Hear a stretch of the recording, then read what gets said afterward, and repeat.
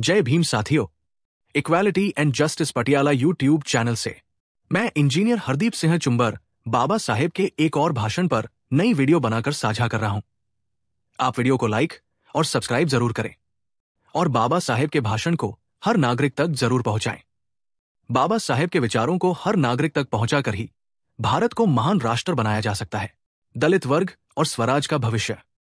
स्रोत दलित वर्ग और स्वराज के संबंध में एक संबोधन के अंश प्रस्तुत करता है, जहां वक्ता स्वशासन के लिए राजनीतिक लक्ष्य पर अपने विचार व्यक्त कर रहा है। वो भारतीय राष्ट्रीय कांग्रेस द्वारा की गई पूर्ण स्वतंत्रता की मांग को वर्तमान में विनाशकारी, दुर्भाग्यपूर्ण और असंभव मानते हुए ब्रिटिश प्रभुता की सरकार डोमिनियन स्टेटस को अधिक पसंद करता है। वक्ता स्वीकार करता है कि भारत में ब्रिटिश आगमन एक वरदान था जिसने बौद्धिक जागरूकता और सामाजिक सुधार लाए, लेकिन साथ ही ये भी बताता है कि इस शासन की कीमत व्यापक गरीबी और दलित वर्ग की दयनीय दशा के रूप में चुकानी पड़ी है। उनका तर्क है कि स्वराज ही एकमात्र समाधान है, क्योंकि ब्रिटिश सरकार दलितों के कष्टों को दूर करने में असमर्थ है और वो साइमन आयोग की सिफारिशों की आलोचना करता है, क्योंकि वे केंद्र और राज्यों दोनों में पूर्ण उत्तरदायित्व स्थापित करने में विफल रहे हैं। अंत में वो दलित वर्ग से आग्रह करता है कि वे राजनीतिक शक्ति प्राप्त करने और अपने भविष्य को सुरक्षित करने के लिए स्वराज का समर्थन करें। दलित वर्ग और स्वराज। 23।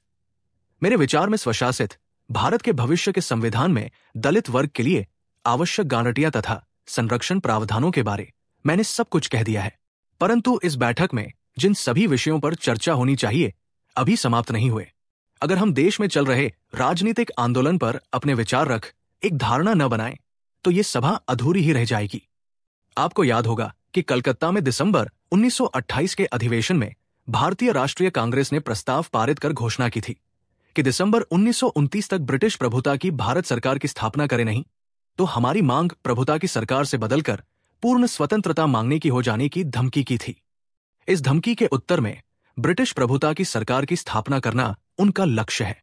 कांग्रेस इस घोषणा से संतुष्ट नहीं हुई।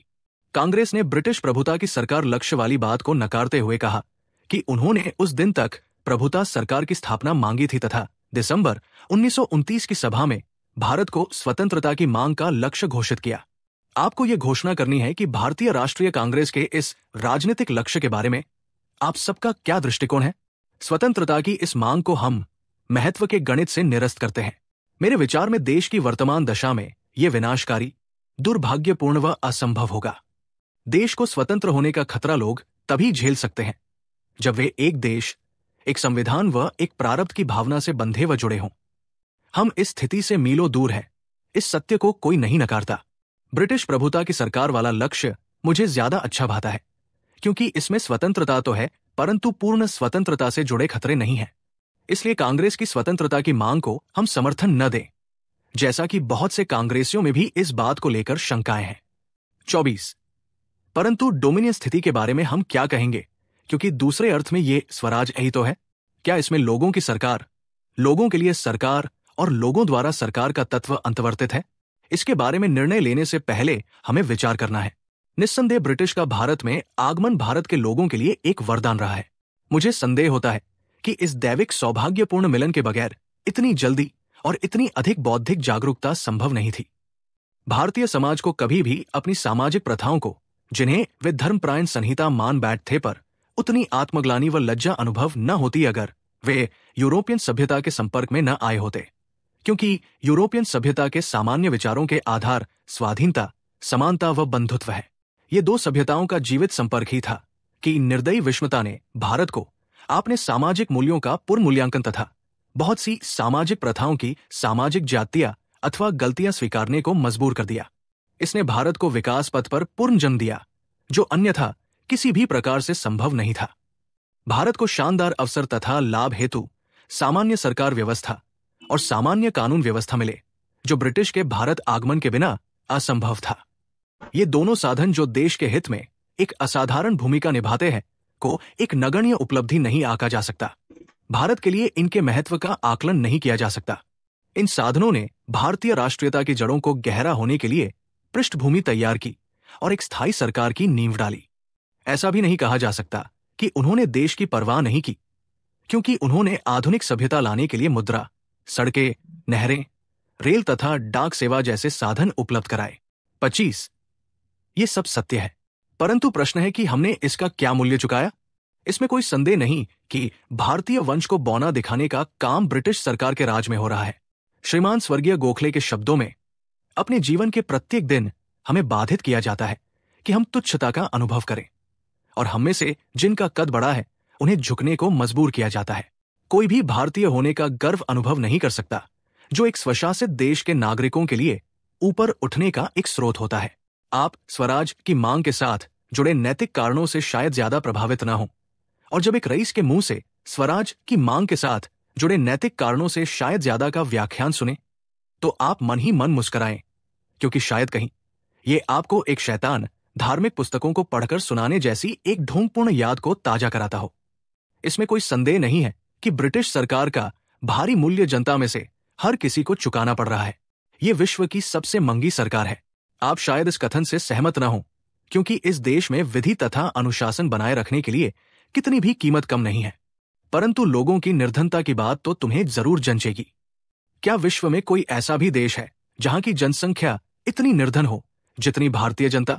19वीं शताब्दी के पहले चतुर्थांश में पड़े अकालों में लगभग 10 लाख जानों का नुकसान हुआ। ऐसे ही दूसरे, तीसरे तथा आखिरी 19वीं शताब्दी के चतुर्थांश में भी अकालों से अनुमानित पीड़ितों की मृत्यु संख्या क्रमशः 4 लाख, 50 लाख व 1.5 करोड़ से 2.6 करोड़ रही। इसमें उन बेकारों की गिनती नहीं है जो एक साल में ही 60 लाख के ऊपर थे, वो जिन्हें बेकारों को सरकारी भत्ते के नाम पर मुट्ठी मुट्ठी भर अनाज देकर जीवित रखा गया था। मित्रों, इस सब का क्या कारण था? साधारण भाषा में ये इस देश की सरकार की इच्छा तथा सोची समझी नीति के अनुसार था। ब्रिटिश सरकार का सदा ही उद्देश्य इस देश के व्यापार तथा उद्योग की बढ़त को हतोत्साहित करना रहा है। ये महज अनुमान के आधार पर किया एक दोषारोपण नहीं है।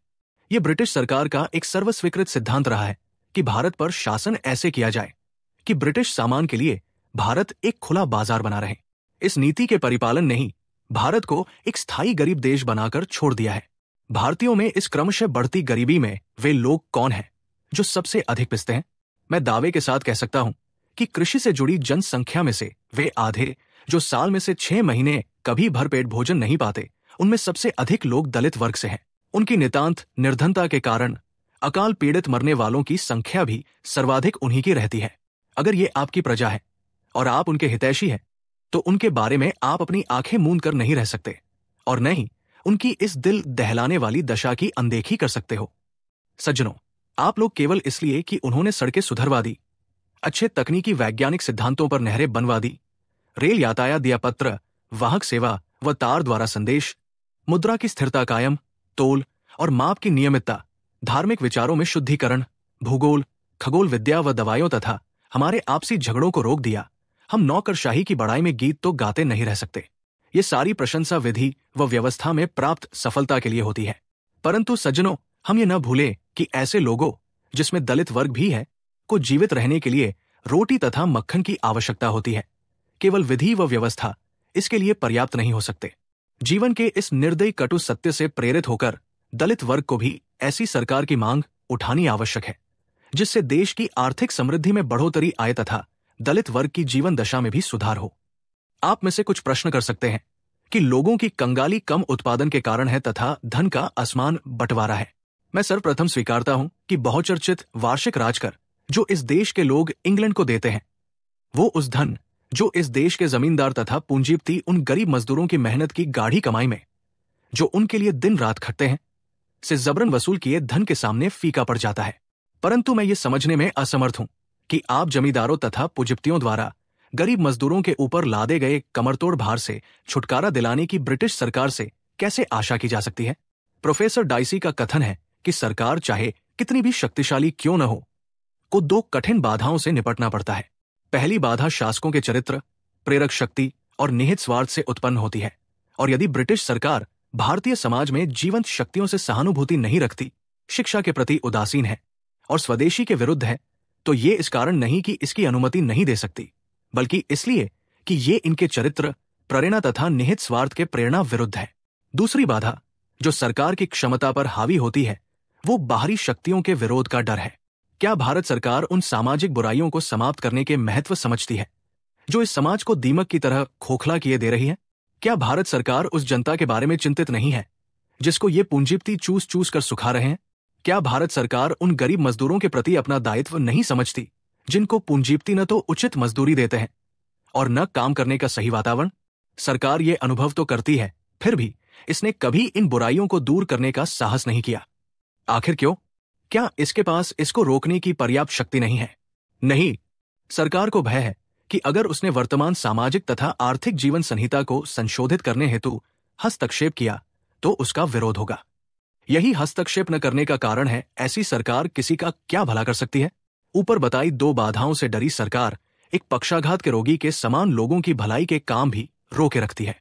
हमारी सरकार ऐसी होनी चाहिए जिसमें महत्वपूर्ण कार्यों के लिए देश को समर्पित लोग हों, उत्तरदायित्व वाले पद पर ऐसे लोग हों जो समझे कि आज्ञा पालन की सीमा कहां है तथा विरोध कहां से आरंभ होगा।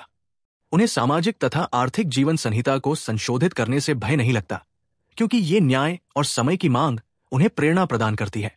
ब्रिटिश सरकार ये भूमिका कभी न निभा पाएगी।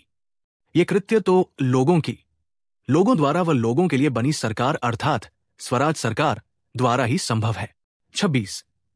अब इस प्रश्न को निजी स्वार्थ के दृष्टिकोण से देखें। गोरों के आगमन से पहले आप घृणित छुआछूत की परिस्थितियों में थे। क्या ब्रिटिश सरकार ने छुआछूत से छुटकारे के लिए कुछ किया? ब्रिटिश से पहले आप कुएं से पानी नहीं खींच सकते थे। क्या ब्रिटिश सरकार ने कुएं का अधिकार तुम्हें दिलाया? ब्रिटिश से पहले आप मंदिर में नहीं घुस सकते थे। क्या तुम अब घुस सकते हो? ब्रिटिश से पहले तुम्हारे लिए पुलिस में भर्ती होने पर रोक थी। ब्रिटिश से पहले तुम्हें सेना में सेवा करने की अनुमति नहीं थी।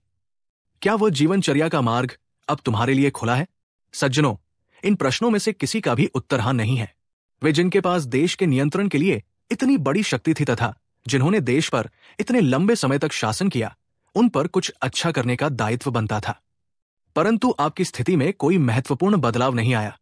जहां तक तुम्हारा प्रश्न है कि ब्रिटिश सरकार ने जो व्यवस्था पहले से बनी थी उसे ही स्वीकार किया और उन व्यवस्थाओं को निष्ठापूर्ण ढंग से वैसे ही बनाए रखा। जैसे कि चीन के एक दर्जी ने जिसे एक पुराना कोट एक नमूने के तौर पर दिया गया था, तो उसने बड़े गर्व से हुबहू उनकी नकल बनाई। सैंपल अगर किसी जगह से फटा था या घिसा था तो तैयार कोट भी वैसा ही बनाया।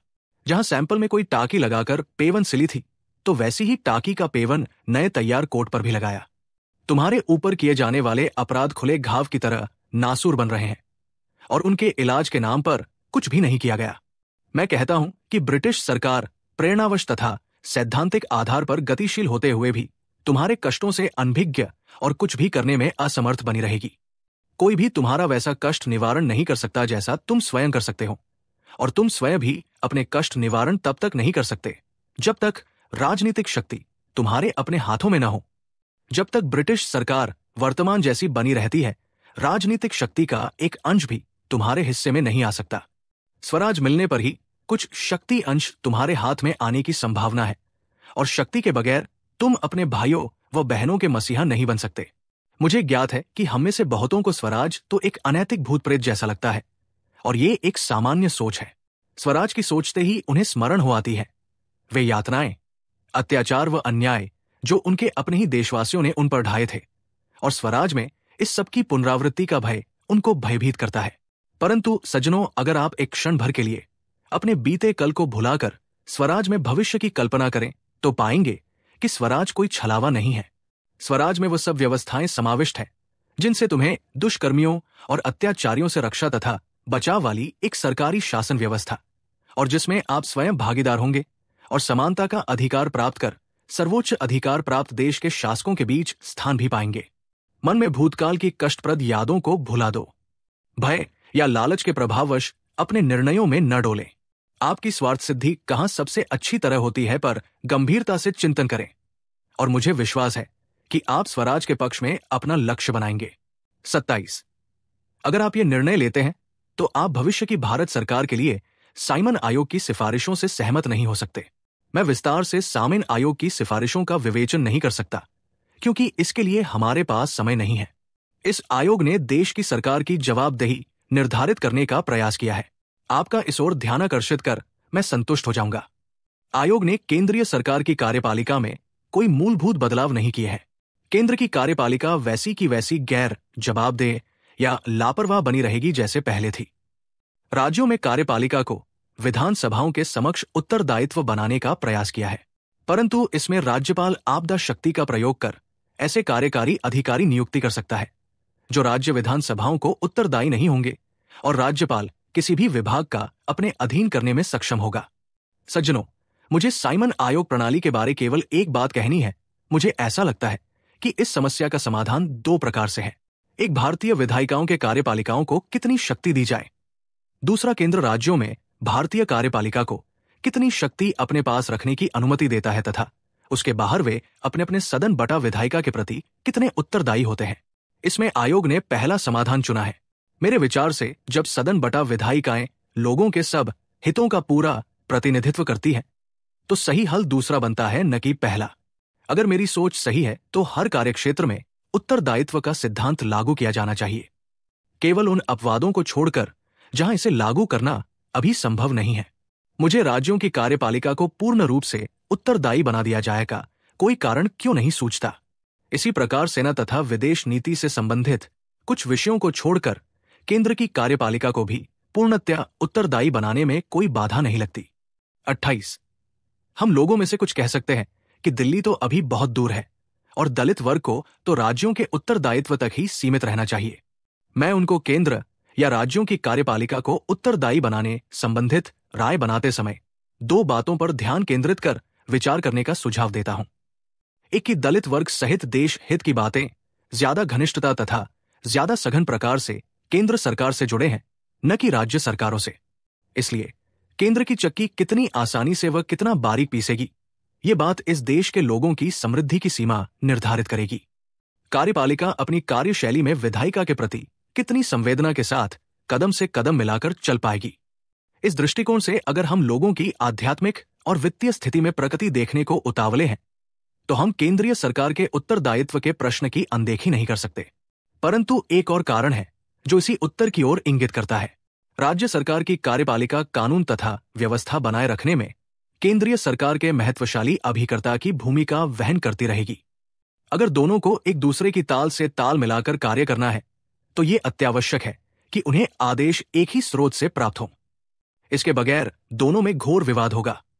एक राज्य का अधिकारी जो राज्य की विधानसभा का उत्तरदायी हो, वो संभवतः केंद्रीय सरकार से आदेश नहीं ले सकता, विशेषतया जब केंद्रीय सरकार की कार्यपालिका अपने कार्य के लिए केंद्रीय सदन का उत्तरदायी न होकर राज्य सचिव के अधीन कार्यरत हो। ऐसे विवाद की स्थिति में आपदा के समय देश का प्रशासन बिल्कुल शक्तिहीन हो सकता है। इसलिए आप कभी केवल राज्य कार्यपालिका को उत्तरदायी नहीं बना सकते। इसके लिए चाहे इच्छा से चाहे अनिच्छा से कुछ सीमा तक केंद्रीय कार्यपालिका को ही उत्तरदायी बनाना होगा। नमस्कार। चलिए आज भारत की आजादी की लड़ाई के एक ऐसे पन्ने को पलटते हैं जिसे अक्सर नजरअंदाज कर दिया जाता है। ये एक ऐसा नजरिया है जो इतिहास के एक बहुत ही नाजुक मोड़ पर पेश किया गया था। तो सवाल ये उठता है कि जब पूरा देश एक सुर में पूर्ण स्वतंत्रता की मांग कर रहा था तो आखिर क्यों एक बड़ी आवाज ने इसे विनाशकारी कह दिया। ये विरोधाभास हमें इतिहास को एक अलग ढंग से देखने पर मजबूर करता है। चलिए इसके पीछे की वजहों को टटोलते हैं। तो कहानी शुरू होती है 1920 के दशक के आखिर में।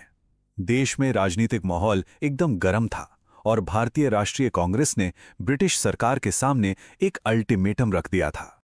तो देखिए, एक तरफ तो दिसंबर 1929 में कांग्रेस ने पूर्ण स्वतंत्रता को अपना आखिरी लक्ष्य बना लिया, लेकिन वहीं दूसरी तरफ एक बहुत ही मजबूत आवाज ने यह चेतावनी दी कि देश की जो मौजूदा हालत है, जहां समाज बटा हुआ है, वहां ये मांग न सिर्फ विनाशकारी होगी बल्कि नामुमकिन भी साबित होगी। नहीं, इसका मतलब आज़ादी का विरोध करना बिल्कुल नहीं था, बल्कि ये एक ज्यादा सधी हुई, एक ज्यादा स्थिर तब्दीली की वकालत थी। मतलब डोमिनियन स्टेटस के जरिए आज़ादी तो मिले, लेकिन वो खतरे ना हों जो देश को पूरी तरह से अलग थलग कर सकते हैं। तो आइए अब जरा ब्रिटिश राज के हिसाब किताब को समझते हैं कि उसका मूल्यांकन कैसे किया गया, जिसमें उसके अच्छे और बुरे दोनों पहलुओं को सामने रखा गया। तो देखिए, सबसे पहले तो ये माना गया कि हाँ, ब्रिटिश राज के कुछ फायदे भी हुए। जैसे यूरोप के नए विचारों से देश में एक बौद्धिक जागृति आई, एक जैसा कानून और सरकार का सिस्टम बना और सड़कें, रेलवे, डाक सेवा जैसा बुनियादी ढांचा भी तैयार हुआ। पर हर चीज की एक कीमत होती है। है ना? तो सवाल यह है कि ये जो भी तरक्की दिख रही थी, उसके पीछे देश ने क्या कीमत चुकाई? ये जो आंकड़े अब सामने आ रहे हैं, ये वाकई ये दिल दहला देने वाले हैं। ये सिर्फ नंबर नहीं है। 19वीं सदी जैसे जैसे आगे बढ़ी, अकाल से होने वाली मौतें भयानक तरीके से बढ़ती गईं और ये किसी बहुत गहरी और गंभीर समस्या की तरफ इशारा कर रही थीं। और इसके पीछे का तर्क ये था कि ये जो गरीबी थी, ये कोई इत्तेफाक नहीं थी, बल्कि ये एक सोची समझी आर्थिक नीति का सीधा नतीजा थी। एक ऐसी पॉलिसी जिसका मकसद ही भारत को ब्रिटिश माल के लिए खुला बाजार बनाए रखना था, जिसने यहाँ के उद्योगों को खत्म कर दिया और देश को एक कभी ना खत्म होने वाली गरीबी में धकेल दिया। और यहीं से वो सबसे बड़ा सवाल उठता है कि मान लीजिए सत्ता मिल भी जाती है, तो ये स्वराज होगा किसके लिए? इसका असली फायदा किसे मिलेगा? देखिए, एक बहुत सीधी सी बात कही गई जिसमें एक बहुत गहरा सच था कि जो आम लोग हैं, जो सबसे गरीब हैं, उनके लिए सियासत के बड़े बड़े विचारों से ज़्यादा ज़रूरी है 2 वक्त की रोटी। सिर्फ कानून का राज होना काफ़ी नहीं है। दलील ये दी गई कि जो मौजूदा ब्रिटिश सरकार थी, वो इस गरीबी के मसले को सुलझा ही नहीं सकती थी। क्यों? क्योंकि वो पंगु हो चुकी थी। वो देश के ताकतवर जमींदारों और पूंजीपतियों के खिलाफ जाने से डरती थी और इसलिए कोई भी बड़ा आर्थिक सुधार करने की उसमें हिम्मत ही नहीं थी। अब यहां से चर्चा का पूरा फोकस उन लोगों के तजुर्बों पर आ जाता है जिन्हें दलित वर्ग कहा जाता था और जो वो ब्रिटिश शासन के तहत झेल रहे थे। तो असल लड़ाई किन अधिकारों की थी? सवाल पूछा गया, क्या ब्रिटिश राज ने सामाजिक बराबरी दी? क्या दलित वर्गों को उस कुएं से पानी भरने का हक मिला जहां से उन्हें सदियों से रोका गया था? फिर अगला सवाल कि क्या राजनीतिक सत्ता बदलने से सामाजिक आज़ादी मिली? ब्रिटिश राज से पहले मंदिरों में घुसने की मनाही थी, क्या अब वो दरवाजे खुल गए? जवाब था नहीं। सामाजिक बंधन वैसे के वैसे ही थे। और फिर ये भी पूछा गया कि क्या तरक्की के रास्ते खुले? क्या पुलिस और फौज जैसी सरकारी नौकरियों में भर्ती के दरवाजे आपके लिए खोले गए? इन सारे सवालों का जवाब एक बड़ा नहीं था। और इस पूरी हालत को समझाने के लिए एक बड़ी जबरदस्त मिसाल दी गई, चीनी दर्जी की मिसाल। मतलब ये कि ब्रिटिश सरकार उस चीनी दर्जी की तरह थी जिसे एक पुराना फटा हुआ कोट देकर नया बनाने को कहा जाए तो वो नए कपड़े में भी हूबहू वही छेद और वही पैबंद बना देता है। अंग्रेजों ने भी भारतीय समाज की बुराइयों को सुधारने के बजाय उन्हें वैसा का वैसा ही बनाए रखा। तो ठीक है, कमियां तो गिना दी। अब सवाल यह है कि इसका हल क्या है? एक सच्चा, एक जवाबदेह लोकतंत्र आखिर कैसा होना चाहिए? चलिए अब उस विजन को देखते हैं। तो जो साइमन कमीशन का प्रस्ताव था, उसकी आलोचना इसी बात पे हुई कि उसमें असली जवाबदेही थी ही नहीं। प्रस्ताव था कि केंद्र सरकार तो जवाबदेह होगी ही नहीं और प्रांतों में भी सारी ताकत गवर्नर के हाथ में रहेगी। मतलब असली सत्ता कभी भी जनता के नुमाइंदों के हाथ में नहीं आएगी। ये बात बहुत जरूरी है। आखिर केंद्र सरकार इतनी मायने क्यों रखती है? तर्क ये था कि सिर्फ राज्यों को थोड़ी बहुत ताकत देने से कुछ नहीं होगा। देश की समृद्धि की जो असली चक्की है, जो आर्थिक नीतियां हैं, वो तो केंद्र सरकार ही चलाती है। इसलिए जब तक केंद्र जवाबदेह नहीं होगा, तब तक कुछ नहीं बदलेगा। और आखिर में बात इसी एक लाइन पर आके टिक जाती है जो शायद इस पूरी बहस का निचोड़ है कि सामाजिक और आर्थिक दुख दर्द का संघर्ष सीधे सीधे राजनीतिक ताकत हासिल करने की जरूरत से जुड़ा है। जब तक सत्ता, जब तक पॉलिटिकल पावर खुद के हाथों में नहीं होगी, तब तक अपनी हालत को बदलना नामुमकिन है। और यही वो विचार है जो सोचने पर मजबूर करता है। आज हम डॉक्टर अंबेडकर के स्वराज यानी स्वशासन पर विचारों की गहराई में उतर रहे हैं, खास तौर पर दलित समुदाय के नजरिए से। हमारे पास उनके एक बहुत ही दमदार लेख के कुछ हिस्से हैं और आज हम ये समझने की कोशिश करेंगे कि अंबेडकर ने एक ही समय पर कांग्रेस के पूर्ण स्वराज के नारे और ब्रिटिश शासन दोनों पर सवाल क्यों उठाए। ये बहुत दिलचस्प विषय है। सोचिए, किसी से देश की आज़ादी के लिए लड़ने को कहा जाए, लेकिन उसके मन में एक गहरा डर हो कि ये नई आज़ादी कहीं कहीं मौजूदा हालात से भी बदतर ना हो जाए। बिल्कुल। आज हम इसी उलझन को समझने की कोशिश करेंगे। तो चलिए शुरू करते हैं। बात है 1929 की। भारतीय राष्ट्रीय कांग्रेस ने पूर्ण स्वराज को अपना लक्ष्य घोषित कर दिया था। हाँ। पूरे देश में एक लहर थी, लेकिन डॉक्टर अंबेडकर वो इस घोषणा को लेकर बहुत उत्साहित नहीं थे, बल्कि थोड़े आशंकित थे। बिल्कुल, उनका पहला रिएक्शन ही शक और सावधानी भरा था। उन्होंने साफ कहा कि भारत उस वक्त वो पूर्ण स्वतंत्रता के लिए तैयार नहीं है। तैयार नहीं है? क्यों? और इसकी वजह उन्होंने बताई, देश में एकता की कमी। हाँ। उन्होंने कहा कि लोगों में एक देश, एक संविधान और एक साझा भविष्य वाली भावना वो अभी तक आई नहीं है। समाज जातियों और धर्मों में इतना ज्यादा बटा हुआ था कि उन्हें डर था कि अंग्रेजों के जाते ही सब आपस में लड़ने लगेंगे। अच्छा। इसीलिए उन्हें लगा कि ब्रिटिश प्रभुता के तहत जो डोमिनियन स्टेटस का लक्ष्य है वो ज्यादा समझदारी भरा है। मतलब आजादी तो हो पर एक तरह का कंट्रोल भी रहे। हाँ, आजादी तो मिलती लेकिन एक बाहरी शक्ति का नियंत्रण रहता जो देश को बिखरने से शायद रोक सकती थी। तो मतलब उनका डर सिर्फ अंग्रेजों से नहीं था बल्कि एक ऐसी आजादी से था जिसके लिए समाज तैयार ना हो। बिल्कुल। क्या कांग्रेस के अंदर इस नजरिए का कोई और भी समर्थक था या अंबेडकर इस सोच में उस वक्त अकेले खड़े थे? उस समय मुख्यधारा की राजनीति में ये लगभग एक अकेली आवाज थी। राष्ट्रवाद की लहर इतनी तेज थी कि इस तरह के सवालों को अक्सर ब्रिटिश समर्थक या देशद्रोही मान लिया जाता था। अच्छा। लेकिन अंबेडकर का तर्क कई ज्यादा गहरा था। वो ये नहीं कह रहे थे कि हमें आजादी नहीं चाहिए, वो पूछ रहे थे कि किसके लिए आजादी और कैसी आजादी। ये एक बहुत बड़ा फर्क है। बहुत बड़ा फर्क था। यहीं पर मैं थोड़ा उलझन में हूँ। एक तरफ अंबेडकर कह रहे हैं कि ब्रिटिश शासन भारत को नैतिक और आर्थिक रूप से तबाह कर रहा है, लेकिन दूसरी तरफ वो पूर्ण स्वराज का भी सीधे सीधे समर्थन नहीं कर रहे हैं। ये एक विरोधाभास जैसा लगता है। इसे समझने में मेरी मदद कीजिए। ये उनके विश्लेषण का सबसे दिलचस्प हिस्सा है। वो किसी भी चीज को सिर्फ अच्छा या बुरा, सफेद या काला ऐसे नहीं देखते थे। ब्रिटिश शासन पर उनका नजरिया बहुत बारीक था।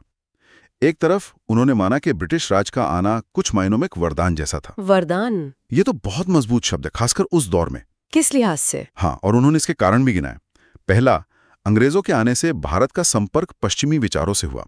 स्वतंत्रता, समानता, भाईचारा। ठीक है। इन विचारों ने भारत के पढ़े लिखे वर्ग को झकझोरा और उन्हें अपने समाज की सदियों पुरानी कुरीतियों जैसे जाति प्रथा और छुआछूत पर सोचने और शर्मिंदगी महसूस करने पर मजबूर किया। अच्छा। दूसरा, अंग्रेजों ने पूरे देश के लिए एक जैसी सरकार और एक जैसा कानून बनाया। इससे पहले भारत छोटे छोटे रजवाड़ों में बटा हुआ था। इस एकरूपता ने अनजाने में ही सही भारतीय राष्ट्रवाद की नींव रखी। और तीसरा, उन्होंने सड़कें, रेल, डाक और एक समान मुद्रा जैसी आधुनिक चीजें बनाई जिससे देश पहली बार भौतिक रूप से जुड़ा। ये तो सिक्के का एक पहलू हुआ कि ब्रिटिश राज से कुछ आधुनिक संस्थाएं मिली, लेकिन अंबेडकर का विश्लेषण कभी भी एक तरफा नहीं होता। कभी नहीं। जाहिर है उन्होंने इस वरदान की कीमत पर भी बात की होगी और मुझे लगता है वो कीमत बहुत बड़ी थी। बहुत बड़ी। उन्होंने स्वर्गीय गोखले के शब्दों को दोहराते हुए कहा कि इसकी सबसे बड़ी कीमत थी नैतिक। हाँ, अंग्रेजों ने भारतीयों के मन में ये भर दिया था कि वो कमतर हैं, कि वो शासन करने के लायक नहीं हैं। हर दिन उन्हें अपनी बेचारगी और छोटेपन का एहसास कराया जाता था। उनके आत्मसम्मान को एक योजना के तहत कुचला गया। और फिर थी आर्थिक कीमत। उन्होंने ब्रिटिश सरकार को दुनिया की सबसे महंगी सरकार कहा। सबसे महंगी सरकार, इसका क्या मतलब था? इसका मतलब था कि भारत से जितना भी राजस्व इकट्ठा होता था उसका एक बहुत बड़ा हिस्सा भारत में नहीं बल्कि इंग्लैंड में बैठे अंग्रेज अधिकारियों की तनख्वाह, पेंशन और ब्रिटेन के अपने फायदों पर खर्च होता था। और इसका नतीजा भारत भयानक गरीबी और अकालों में डूब गया। आंकड़े दिल दहला देने वाले हैं। सिर्फ 19वीं सदी के आखिरी 25 सालों में अकालों की वजह से भारत में 1.5 करोड़ से 2.5 करोड़ लोगों की मौत हुई। 2.5 करोड़? हाँ, ये तो कल्पना से भी परे हैं। और क्या ये सिर्फ खराब मौसम या मॉनसून की विफलता के कारण था? नहीं, अंबेडकर साफ कहते हैं कि ये कोई प्राकृतिक आपदा नहीं थी।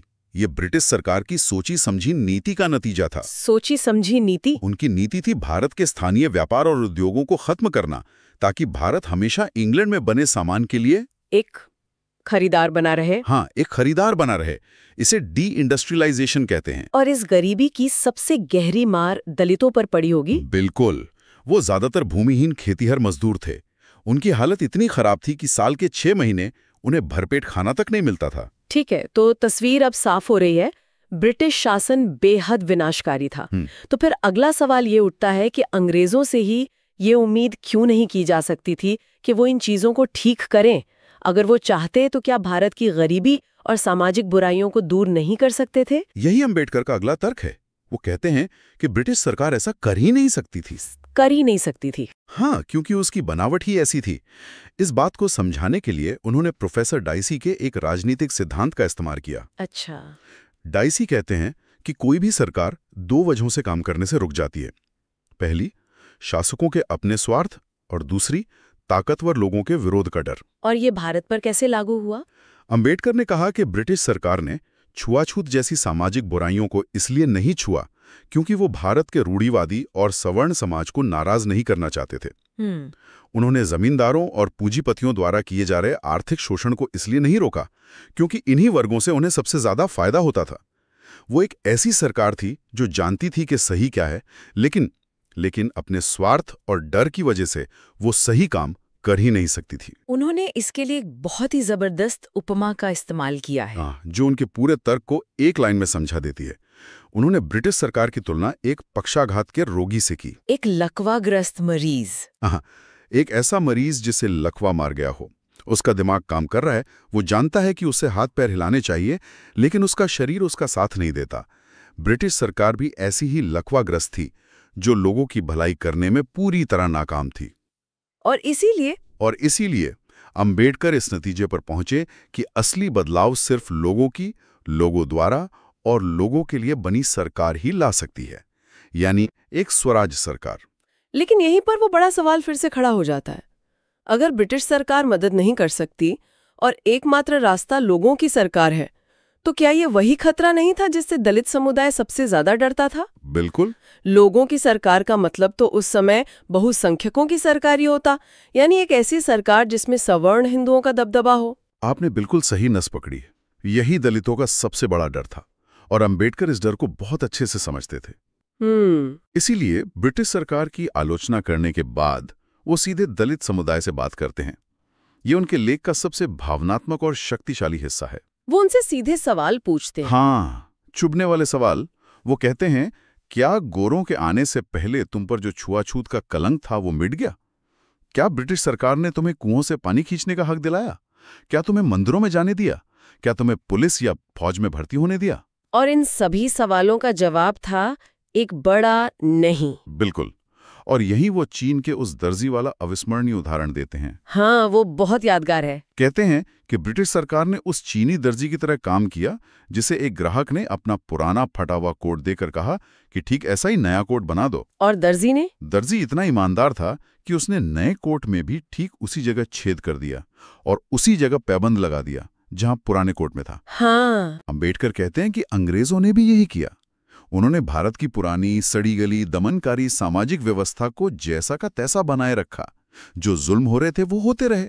तो इसका मतलब ये है कि अंबेडकर के अनुसार अंग्रेजों ने जानबूझकर सामाजिक बुराइयों को बनाए रखा, या वे बस भारतीय समाज के मामलों में दखल नहीं देना चाहते थे? उनके विश्लेषण के अनुसार ये उदासीनता नहीं, बल्कि एक सोची समझी रणनीति थी। उनके लिए सामाजिक स्थिरता, भले ही वो अन्याय पर आधारित हो, सामाजिक सुधार से ज्यादा जरूरी थी। अच्छा। क्योंकि सुधार करने से समाज में उथल-पुथल होती और इससे उनके राज को खतरा हो सकता था। इसलिए उनका संदेश साफ था, दलितों को कोई और नहीं बचाएगा, उन्हें अपनी मुक्ति की लड़ाई खुद लड़नी होगी। और इस लड़ाई के लिए सबसे जरूरी हथियार क्या था? राजनीतिक शक्ति, पॉलिटिकल पावर। अंबेडकर का मानना था कि जब तक सत्ता में हिस्सेदारी नहीं होगी, जब तक कानून बनाने की ताकत हाथ में नहीं होगी, तब तक कोई भी सामाजिक या आर्थिक अधिकार सुरक्षित नहीं रह सकता। और वो शक्ति स्वराज में ही मिल सकती थी। सिर्फ और सिर्फ स्वराज में। उन्होंने दलितों से अपील की कि वो अतीत के बुरे अनुभवों को भूलकर भविष्य की कल्पना करें। एक ऐसे स्वराज की कल्पना करें जिसमें उनके पास भी सत्ता की चाबी होगी, जहां वो सिर्फ प्रजा नहीं बल्कि शासक वर्ग का हिस्सा होंगे और अपनी रक्षा खुद कर सकेंगे। तो वो स्वराज के पक्ष में थे, लेकिन किसी भी तरह के स्वराज के नहीं, बिल्कुल नहीं। उनके दिमाग में इसका एक साफ नक्शा था, और ये नक्शा तब सामने आता है जब वो साइमन कमीशन की सिफारिशों की धज्जियां उड़ाते हैं। हाँ, ये बहुत अहम मोड़ है। साइमन कमीशन ने भारत के लिए एक नए संविधान का खाका पेश किया था, जिसे अंबेडकर ने पूरी तरह खारिज कर दिया। क्यों? क्या दिक्कत थी उसमें? क्योंकि उसमें जवाबदेही की कमी थी। कमीशन ने कहा कि केंद्र की सरकार पहले की तरह ही गैर जवाबदेह बनी रहेगी।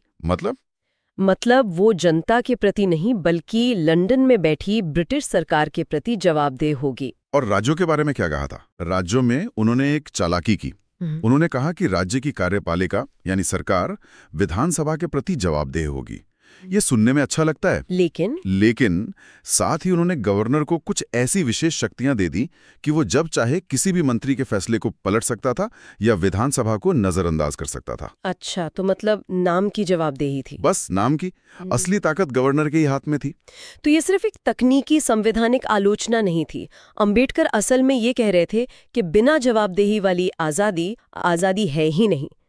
क्या ये उनके पूरे स्वराज के विचार का केंद्र बिंदु था कि सत्ता किसके प्रति जवाबदेह है? बिल्कुल, यही उनके पूरे तर्क का सार है। उनके लिए स्वराज का मतलब सिर्फ अंग्रेजों का जाना नहीं था। स्वराज का मतलब था एक ऐसी व्यवस्था का आना जिसमें सरकार हर हाल में जनता के चुने हुए प्रतिनिधियों के प्रति जवाबदेह हो। उनका समाधान साफ था, राज्य और केंद्र दोनों स्तरों पर पूर्ण जवाबदेही होनी चाहिए। दोनों स्तरों पर? हाँ, सेना और विदेश नीति जैसे कुछ मामलों को कुछ समय के लिए गवर्नर जनरल के पास रखा जा सकता है, लेकिन बाकी सभी मामलों में सत्ता जनता के हाथ में होनी ही चाहिए। लेकिन उस समय कुछ लोग ये तर्क भी तो दे सकते थे कि दलितों को सिर्फ राज्यों की राजनीति पर ध्यान देना चाहिए। सामाजिक न्याय से जुड़े ज्यादातर विषय जैसे शिक्षा, जमीन, पुलिस, वो सब तो राज्यों के हाथ में होते हैं। दिल्ली तो अभी बहुत दूर है, पहले अपने प्रांत को तो देखो। उन्होंने इस तर्क को सिरे से खारिज कर दिया। उन्होंने दो बहुत मजबूत कारण दिए कि क्यों केंद्र सरकार की जवाबदेही दलितों के लिए उतनी ही बल्कि शायद उससे भी ज्यादा जरूरी है। क्या थे वो कारण? पहला कारण था आर्थिक। उन्होंने कहा कि देश की समृद्धि इस बात पर निर्भर करती है कि केंद्र की चक्की कैसे चलती है। केंद्र की चक्की?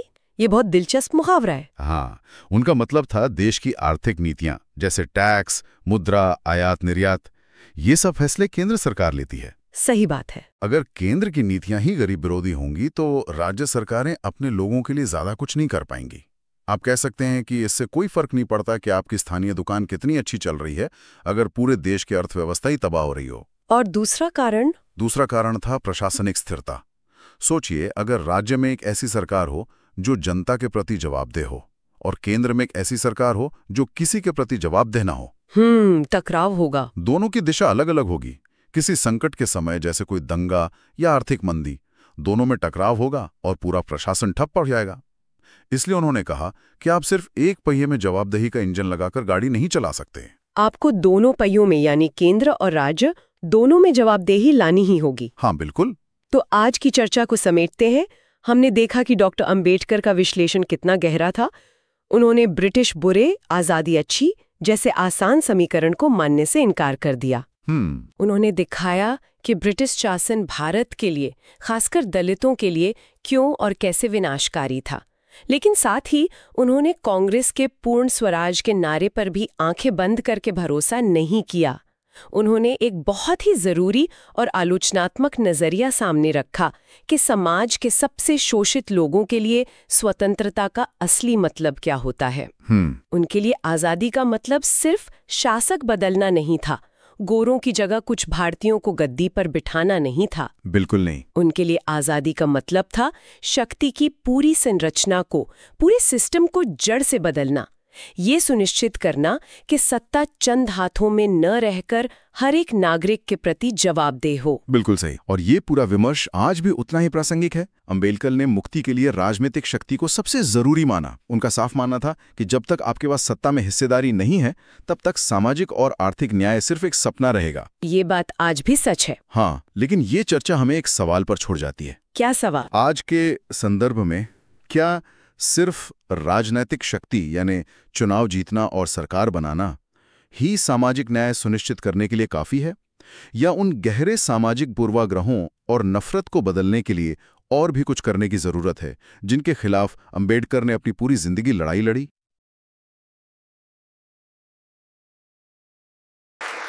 जय भीम साथियों, अब तो जाग जाओ। जागोगे तो ही एक हो सकते हो। चलो एक हो जाओ।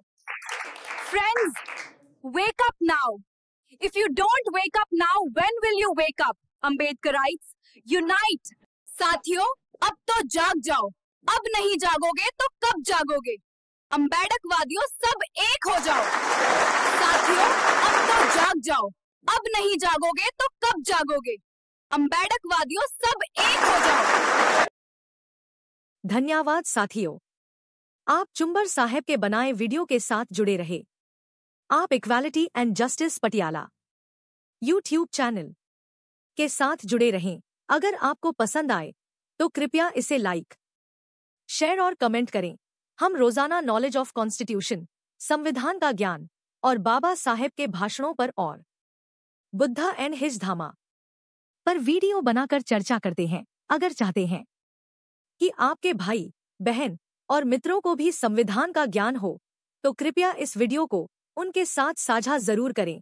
आपके पास वीडियो पहुंचती रहे तो आप चैनल को सब्सक्राइब जरूर करें। अब हमें अनुमति दें। जय भीम, जय भारत, जय संविधान। Please take care.